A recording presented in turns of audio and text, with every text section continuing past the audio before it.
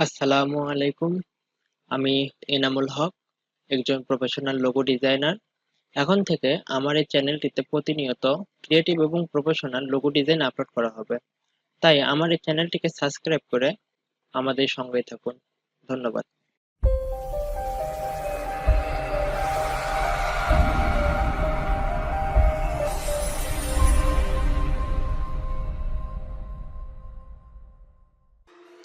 আজকে আমি আপনাদেরকে দেখাবো কিভাবে নিউরন ডিজাইনটি করবেন। তো এই নিউরন ডিজাইনটা আমি আজকে আপনাদের একদম 3D পদ্ধতিতে করে দেখাবো।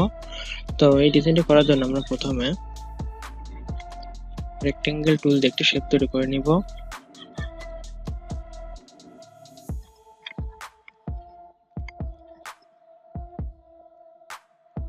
এটা আনুমানিকভাবে এটা আমরা দিয়ে দিব। এটার আমরা একটা কালার দিয়ে দিব।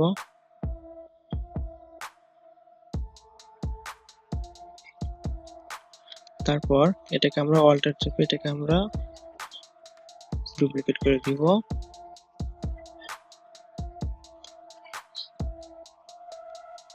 তারপর এটাকে সম্পূর্ণটা সিলেক্ট করে সিম্বল টুলে আপনারা এটা কি করবেন, সম্পূর্ণটা সিলেক্ট করে এটা টেনে এখানে ছেড়ে দিবেন।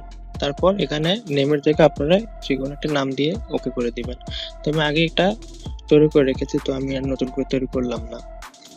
তো তারপর এটাকে আপনারা ডিলিট করে দিবেন। তারপর রেক্টেঙ্গেল টুল দিয়ে আবার একটি শেপ তৈরি করে নেবেন।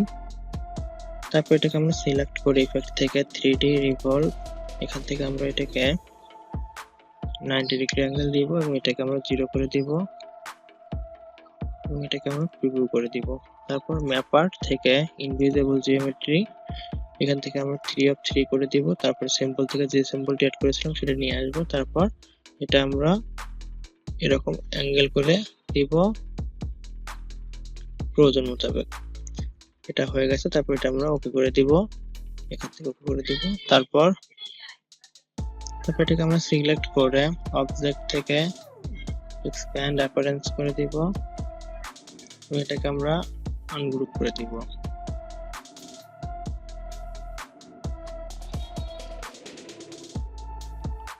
তারপর এটাকে আমরা আনগ্রুপ করার পরে আমরা এটাকে মাউসের রাইট বাটন ক্লিক করে আমরা এটাকে রিলিজ ক্লিপিং মাস্ক করে দিব। তারপর এই বাড়তি যে অংশটা দেখতে পাচ্ছেন এই যে, এটাকে আমরা সিলেক্ট করে এটাকে আমরা ডিলিট করে দিব। তারপর আমরা এই পাশের অংশটিকে আমরা সিলেক্ট করে অল্টার চেপে এটাকে আমরা কপি করে এই পাশের অংশের সাথে সঠিকভাবে মিলিয়ে দিব। তারপর আমরা এই অংশটি এবং এই অংশটিকে আমরা সিলেক্ট করে আমরা মাউসের রাইট বাটন ক্লিক করে আমরা এটাকে কি করব, অ্যারেঞ্জ থেকে ব্রিং টু ফ্রন্ট করে দিব। তারপর এটাকে আমরা সম্পূর্ণটা সিলেক্ট করে আমরা এটাকে কালার দিয়ে দিব। তারপরে এই অংশটিকে আমরা সিলেক্ট করে এই ইফেক্ট থেকে 3D এক্সট্রুড এন্ড বেভেল, এখান থেকে আমরা এটাকে 0 করে দিব এবং এটাকে আমরা 8 রাখবো এবং নিচের অংশটিকে আমরা 0 করে দিব। তারপর এটা এক্সট্রুড ডেপথ 50 থাকবে, এটাকে আমরা প্রিভিউ করে দিব। তারপরে ওকে করে দিব। এই অংশটিকে আমরা ঠিক একইভাবে এই 3D থেকে এক্সট্রুড এন্ড বেভেল, এখান থেকে আমরা এটাকে 0 করে দিব এবং এটাকে আমরা 8 রাখবো, এটাকে আমরা 0 করে দিব। এটা 50 থাকবে, এখানে আমরা প্রিভিউ করে এটাকে আমরা ওকে করে দিব। নিচের অংশটিকে আমরা মাঝের অংশটিকে আমরা সিলেক্ট করে ইফেক্ট থেকে 3D এক্সট্রুড এন্ড বেভেল, এখান থেকে এটাকে আমরা 0 করে দিব। এটাকে আমরা 6 রাখবো, এটাকে আমরা 0 করে দিব। এটাকে প্রিভিউ করে আমরা এটাকে ওকে করে দিব। তারপর আমরা এটাকে একটু ছোট করে দিব। এখন এটাকে আমরা কালার দিয়ে দিব। এখন আমরা এটাকে সম্পূর্ণটা সিলেক্ট করে অবজেক্ট থেকে এক্সপ্যান্ড অ্যাপারেন্স করে দিব। তারপর এটাকে আমরা 3 বার করে আনগ্রুপ করে দিব।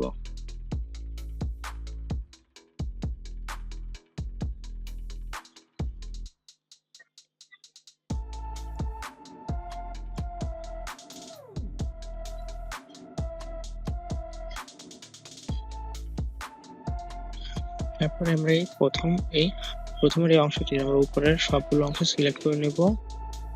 এই অংশটি এভাবে আমরা উপরের এই দুই পাশের শেপের উপরের অংশগুলো আমরা সিলেক্ট করে আমরা আইড্রোপার টুল দিয়ে আমরা এই কালারটা দিয়ে দিব।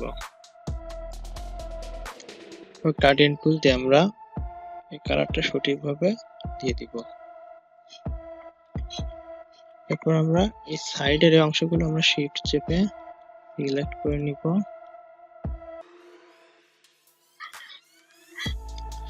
তারপর আমরা আইড্রোপার টুল দিয়ে আমরা এটাকে কালার দিয়ে দিব।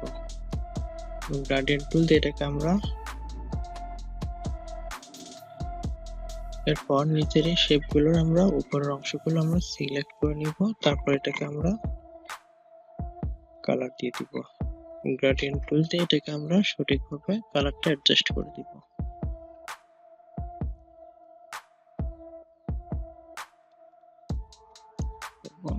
এই সাইডের অংশগুলো আমরা শিফট চেপে সিলেক্ট করে দিব। তারপর আমরা আইড্রোপার টুল দিয়ে এটাকে আমরা কালার দিয়ে দিব।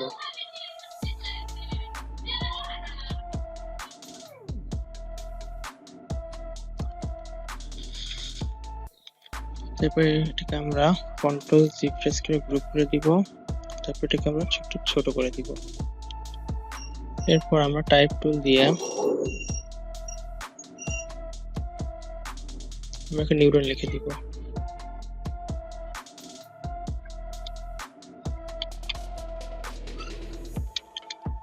তারপর আমরা ক্যারেক্টার থেকে এখানে আমরা 300 করে দিব। তো এখন আমরা এটাকে সিলেক্ট করে অবজেক্ট থেকে এটাকে এক্সপ্যান্ড করে দিব। তারপর আমরা আইড্রোপার টুল দিয়ে আমরা এটাকে কালার দিয়ে দিব। তো আমার হয়ে গেছে। আপনারা এইভাবে ডিজাইনটি প্র্যাকটিস করবেন, ইনশাআল্লাহ পরবর্তী ভিডিওতে আপনাদের সাথে দেখা হবে।